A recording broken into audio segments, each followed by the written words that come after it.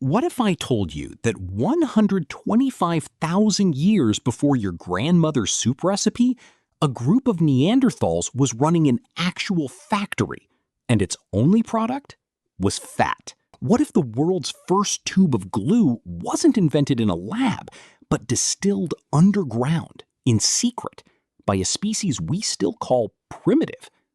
And what if the reason a badly injured caveman lived to be an old man had nothing to do with luck and everything to do with something far more human than we ever gave the Ice Age credit for? Stick around, because by the end of this video, you will never look at a bottle of glue, a bowl of soup, or the dog asleep on your couch the same way again. Here's the myth you've been sold. Cavemen. Grunting, shivering, barely surviving, waiting around for evolution to hand them modern tools. But dig into the actual archaeology and a completely different picture emerges. Not of survivors, of specialists, chemists, surgeons, tailors, economists. People solving problems so advanced that some of their solutions weren't matched again for over 100,000 years. Let's start with the strangest one. Imagine a Neanderthal, more than 190,000 years ago, digging a small pit into the ground. Not for shelter, for chemistry. Researchers studying tar fragments recovered from Königsauer in Germany found something that stunned them. This tar wasn't scraped off a rock after an accidental fire. It was manufactured, deliberately. Neanderthals rolled sheets of birch bark tightly, buried them in an oxygen-starved pocket underground, and heated them from above at a precise, controlled temperature. Too hot, and the tar burns away to nothing. Too cool, and it never forms. Too much oxygen, and it combusts instead of distilling. They had to get it exactly right, without being able to see what was happening beneath the soil the entire time. The result was the first synthetic material ever created by a human species, a sticky black substance that does not exist anywhere in nature. They used it to glue stone blades onto wooden handles, and it worked so well it was waterproof and rot-resistant. Modern researchers who tried to replicate the process using only Stone Age tools confirmed it takes real planning, an understanding of chemistry most of us never learned in school, and a willingness to run a process you cannot watch happening. This wasn't a lucky accident found in cold ashes. Scientists now call it one of the clearest signs we have that Neanderthals were capable of cumulative culture, meaning one generation's discovery was deliberately passed down and improved by the next. Now, here's where it gets even stranger. What were they gluing their tools together to hunt? And what did they do with what they killed? Because the answer to that question was hiding in a lake bed in Germany for 125,000 years. In 2025, archaeologists excavating a site called Neumark Nord uncovered something nobody expected from a species we used to imagine gnawing on raw meat: a fat factory. Thousands of shattered animal bone fragments, all broken in a very specific way, all clustered around evidence of massive, sustained fires. At least 172 large animals were processed here, not just butchered, systematically smashed with stone hammers, boiled for hours in water, and skimmed for the fat that floated to the surface. Why go to that much trouble for something as simple as grease? Because lean meat alone can kill you. Eat too much protein without enough fat, and your body enters a condition hunter-gatherers call rabbit starvation, or protein poisoning. Your liver cannot process it fast enough, and without another energy source, you can literally starve to death on a full stomach. Fat carries more than double the calories of protein or carbs, and Neanderthals figured out how to concentrate it, store it, and turn ordinary bones into a survival ration for the leanest months of the year. This single discovery pushed back the timeline for organized food processing by nearly 100,000 years. They weren't hand-to-mouth opportunists. They were running a pantry. But fat and fire only keep you alive if you can also keep the cold off your skin. And that brings us to an object smaller than your finger that quietly rewrote human history. Not a needle made in a factory. A needle carved from the hollow bone of a bird, found deep inside Denisova Cave in Siberia and dated to roughly 50,000 years old. It has a fully drilled eye, fine enough to pass a thin sinew thread through, and it is so precisely shaped that researchers said it still looks usable today. This wasn't made by Homo sapiens.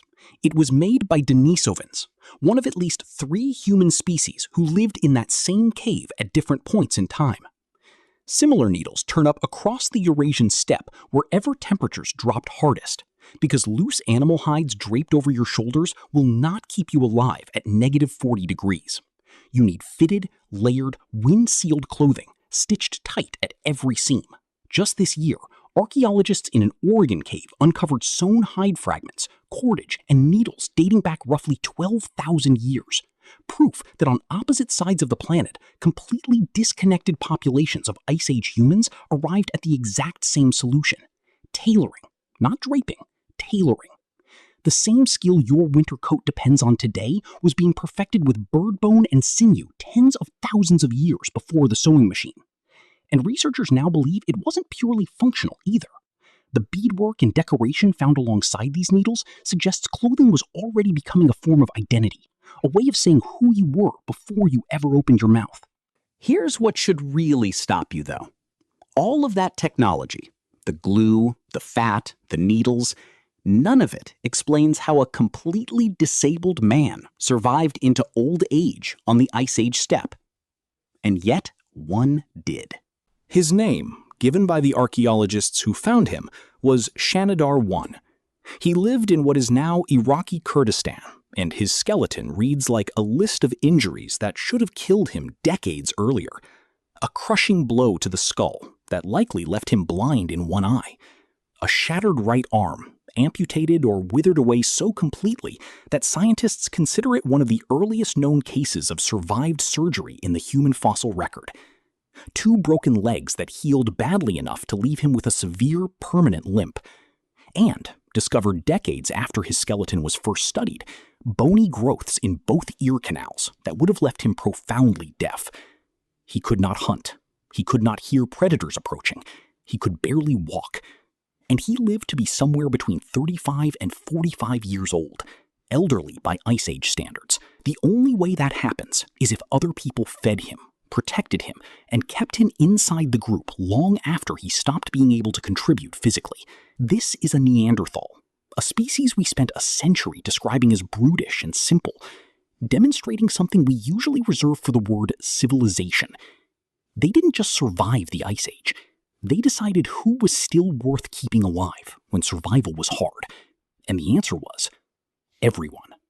If that community was willing to carry a disabled man for decades, what were they willing to do for a stranger from 300 miles away? The answer might be sitting in a Russian grave, dressed in 10,000 hours of labor. At a site called Sunghir, roughly 26,000 years ago, archaeologists uncovered 3 burials that made no logical sense. An older man and 2 children, buried head to head, covered in an almost unbelievable number of mammoth ivory beads, over 13,000 of them combined, along with ivory bracelets, spears, and pierced fox teeth. Experimental archaeologists figured out how these beads were actually made, and the number is staggering. Each single bead took roughly an hour to carve, drill, and polish by hand. That means the beadwork on these 3 bodies alone represents somewhere around 10,000 hours of human labor, years of someone's life, spent decorating the dead. Why would a group living on the edge of starvation invest that much time into objects that couldn't be eaten, worn for warmth, or used as tools? Researchers increasingly think these beads functioned as something closer to currency or social insurance, a way of displaying and distributing wealth, obligation, and alliance between different bands scattered across a brutal, resource-poor landscape. If your group's hunt failed this winter, the beads you traded last summer might be the reason a neighboring group shares their food instead of letting you starve. It wasn't decoration. It was a survival network, 1 bead at a time, stretching for hundreds of miles between strangers who might one day need each other to live one day. And if strangers could become allies, so it turns out, could an entirely different species. In 1914, quarry workers in Bonn, Germany, uncovered a double human burial with a third skeleton tucked in beside them, a dog. Radiocarbon dating puts it at roughly 14,200 years old, making it the oldest confirmed domestic dog skeleton ever found. But the truly strange part came from studying its teeth and bones a century later. This puppy had been gravely ill. Its jaw shows the telltale damage of canine distemper, a brutal, often fatal viral infection, and it would have gone through at least 2 separate periods of being too sick to eat solid food, spanning roughly 6 weeks. A sick wild wolf pup does not survive that in nature. It gets abandoned or it dies. This one didn't. Someone kept it alive, fed it something it could swallow, kept it warm, and nursed it back to health long enough for it to grow to 7.5 months old before eventually dying and being buried, deliberately, alongside 2 humans, as if it belonged with them. There was no obvious survival benefit to saving a sick puppy that couldn't hunt or guard anyone for weeks. Researchers now argue this is exactly the point. It suggests the bond between humans and dogs may not have started as pure utility at all. It may have started with something closer to tenderness, tens of thousands of years before the word compassion existed in any language. So here is what the Ice Age actually looked like. Not shivering figures waiting for extinction, but chemists distilling glue underground, cooks running fat factories to prevent starvation, tailors stitching fitted clothing with bird bone needles, communities carrying their disabled for decades, traders investing thousands of hours into an economy of beads, and someone, somewhere, staying up through the night nursing a sick wolf pup back to health for no reason except that they wanted to. Look at the glue in your drawer. Look at the coat in your closet. Look at the dog snoring at the foot of your bed, or the elderly relative you still call every week, even though they can no longer do much for you in return. None of that is new. None of it is soft, modern comfort layered on top of some harder, colder past. It is the oldest inheritance our species has, carried forward from a frozen steppe by people who had every reason to abandon each other and chose, over and over, not to.